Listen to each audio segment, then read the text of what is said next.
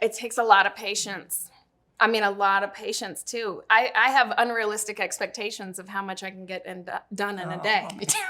You should see how I start. I got this huge checklist, and I'm like, yeah. I started with one the other day, like 37 items on the checklist, and I was like, and I made it through till number 16. Like I haven't got 20 of them done, but I was like, how did I put a checklist of 36? 37 yeah. I was like, what was I thinking? Totally unrealistic. And then the crazy part was like for years I would beat myself up that it didn't get done. Like, oh, but you have all these other things to do. And I realized I did have an epiphany on this. It's a very powerful epiphany, which was I can fill that list with as much stuff as you could imagine. I mean, literally, I could make it anything and everything. Yep. And when I realized, like, I forgot who wrote this. It was about move the needle. Like, make sure you have at least 1 to 3 move the needle tasks on your task list a day. Yep. When I started doing that, all of a sudden it was like, oh, okay, this is helping me prioritize a little more because otherwise I'm sitting there just like putting out fires 24/7. And that was just not, filling my list with things that I didn't need and putting out fires, which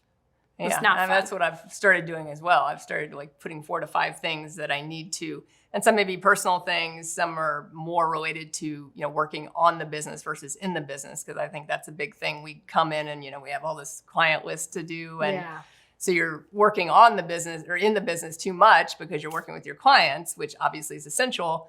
But then you don't work on the business, which is really putting in more pieces to build it and, vision it out and who's the next hire, who's the next piece, what's the next piece and how do you grow it? So I've started that too, because I found that I would have stuff on a list, but then I would go to, oh, this is easy. Let me do this one first. And it was like a client thing. And then I would go down the rabbit hole of that. And then I would never even get to the stuff that was working on my own business. So I was like, okay, you know what? You need to flip that priority and work on that first and get it done while you're fresh.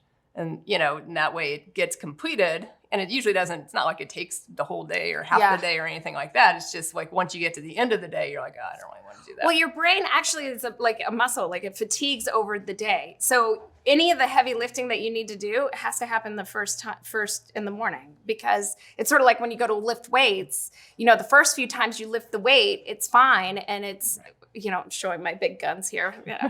I haven't lifted weights in like a year, but like, you sit there and you lift weights and the first few times it's like super easy, but then you get to like the 12th, 15th time and it's like, oh my gosh, like I can barely lift this thing. Well, the same thing happens to your brain essentially during the day. And you start off with like, oh, I got that done so easy.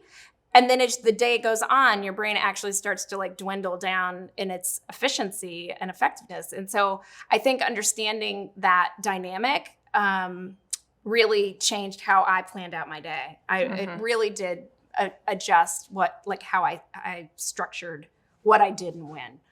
Yeah. I mean, I've structured my week where Mondays and Fridays, I don't even schedule meetings. Yeah, oh no. Oh my God. I remember I used to be like, when's convenient for you? Right? What's convenient for you? And then I'd be like, meeting at 10 and 2 and then 11 and 1 and one was in West Palm and one's in Boca and one's all over the county, and you just turn around and you're like, oh my Lord, like what was I thinking? Yeah, so that got remedied after I ran myself ragged.